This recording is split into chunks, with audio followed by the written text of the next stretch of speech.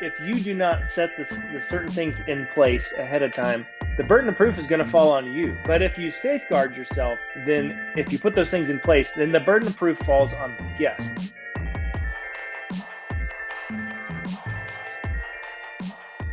And honestly, like Airbnb can't do anything, period, until there's been a claim started. And you get notified and you see all their proof, like they're going to take pictures or whatever and they'll post it. And then you'll be able to dispute any of those claims by going through the resolution center, showing your own pictures, showing receipts, and, basically, just making sure that the burden of proof, like the accuser is, has to show the burden of proof and everything, and it has to be legit. And then in your defense, you're going to have to be proactive to make sure that you are, being a good host and like taking care of your property. If a guest tells you about some mold underneath your sink, that's something that you're probably not going to check all the time. Well, I mean, now that you're made aware of it, you can check that, and you can take some pictures. And there's a really cool app that Koi has started using, and we'll get to that in just a second. Well, so you just basically just make sure that your bases are covered whenever it comes down to it, because I'm not ever gonna. I'm a good host. I'm a super host. I'm going to provide the best quality product for my guests, and that's genuine. I'm not just like pulling that out of my hat or anything. Like it is what I'm trying to do. And there's some crooked people out there who don't deserve the kind of protection, because I've read some really just awful stories from some really creepy like live-in hosts and stuff like that. And anyways, there's some weird, yeah. If you're a male live-in host, don't list yourself in your description as a female. I'm just going to say that. So yeah. Wow. Yeah. Well, never mind. Don't snoop through your guest's room or luggage. Probably a good practice. Yeah. I feel comfortable giving you that advice. Yeah, that's sound advice.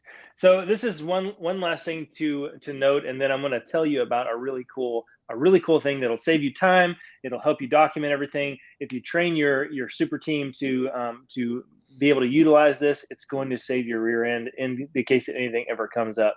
But I want to say this: travel issues that are caused by the guest, co-travelers, or their invitees or pets are not covered by this policy. Submitting a fraudulent claim violates the terms of service that the guest signs up for and may result in account termination. So there are repercussions for a guest that decides to do this and be fraudulent about it. And so that's helpful for me as a host, because I know that there are repercussions if they do something shady. Mm-hmm. And so that's anyway, that's helpful for me. Gives me a little bit of peace of mind knowing that Airbnb does not just have the guests' best interest in mind, but they're trying to make it as balanced as possible. Yeah, they're going to have to be really good at falsifying evidence, and yeah, it's a whole lot more difficult than you'd think to falsify evidence. So yeah. I've had to make a lot of different claims just because, people don't treat your stuff the way that you would. Right. And thus far, I think I'm like 100%. Every single claim that I've made has been legit and has been covered either by the guest or by Airbnb. So there hasn't been a single one that I have not been able to prove beyond doubt, and it's been covered, So, Mm-hmm. and I don't know, that's one thing I'm not sure. If I make a claim as a host and then the guest never responds and they just fall off the face of the planet, then Airbnb takes over and they try to contact the host, and they have 72 hours to try to get a hold of the guest. And if they can't get a hold of them, then Airbnb covers whatever broke or needs to be cleaned or has to be repaired or whatever that is out of their pocket. And so you just basically are working with Airbnb at that point. I don't know what happens to the guest's account though.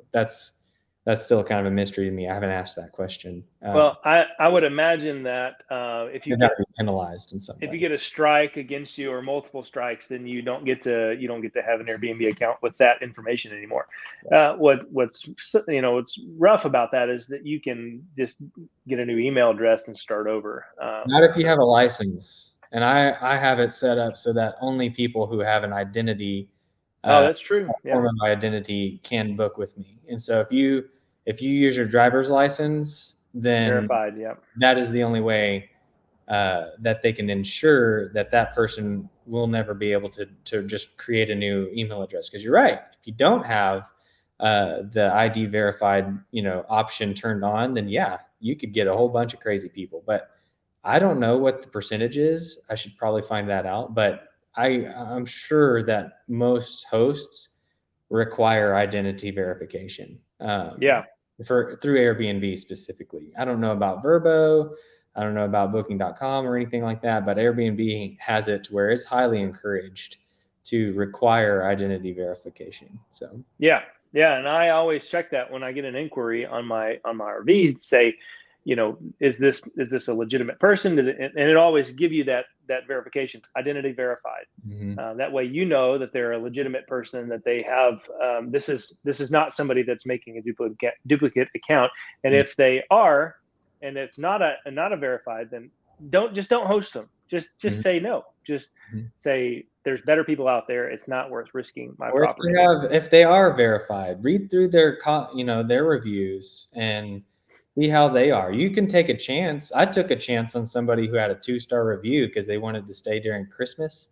Yeah. And I let them stay during Christmas, but they had reviews saying that they left the house in really poor condition. There was trash everywhere. And then I called them and messaged them through Airbnb's platform. And I basically said, look, you have a really terrible review. I'm the kind of guy who gives second chances, but if you mess it up and you trash my house, I'm not going to give you a good review. Like, I'm going to make sure that everybody knows, no, this is strike number 2.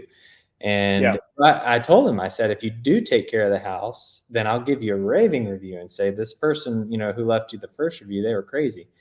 They did not take good care of the house. They got a 3-star review. I'm generous in that way. So, yeah, you weren't gonna, go all the way to 2. Right? No, had to. Man, that's a shame. That's a shame that after all of that, you still had a bad experience. But that's just, some people out there are just not going to take care of your stuff like you will. So it's here. Some people have different levels of standards, and yeah.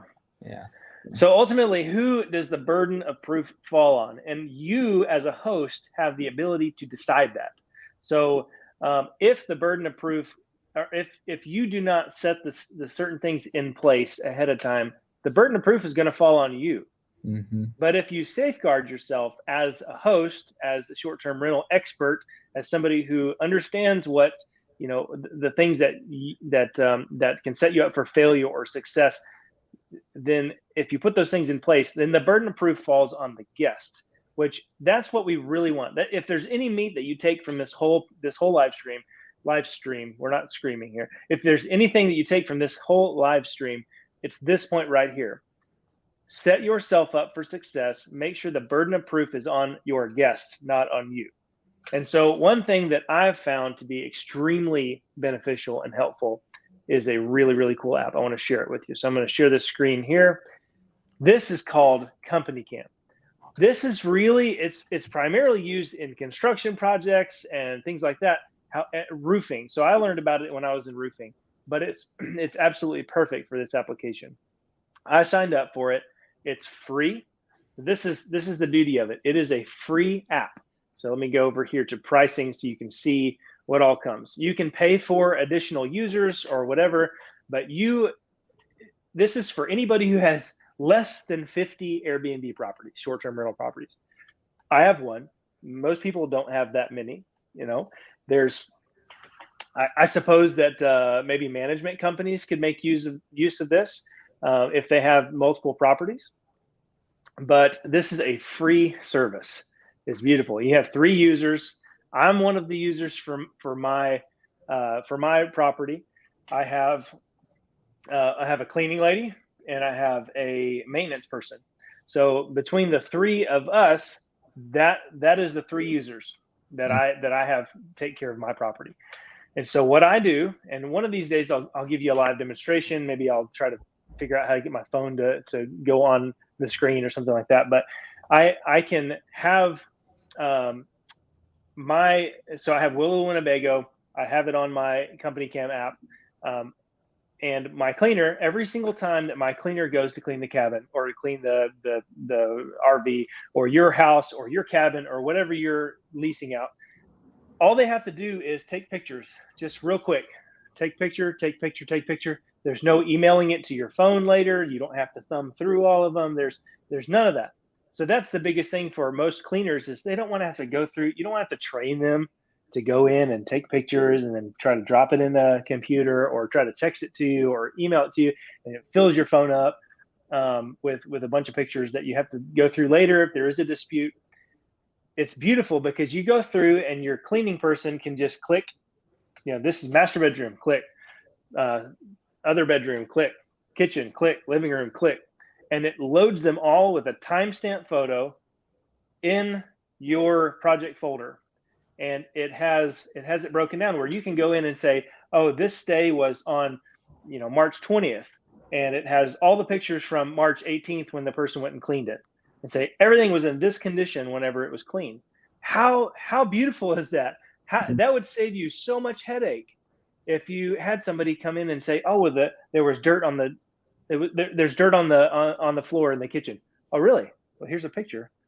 Here's a picture from March the 18th. It shows that it's clean. Nobody's been in the house since. Here's my security cameras saying that nobody has been in the house since.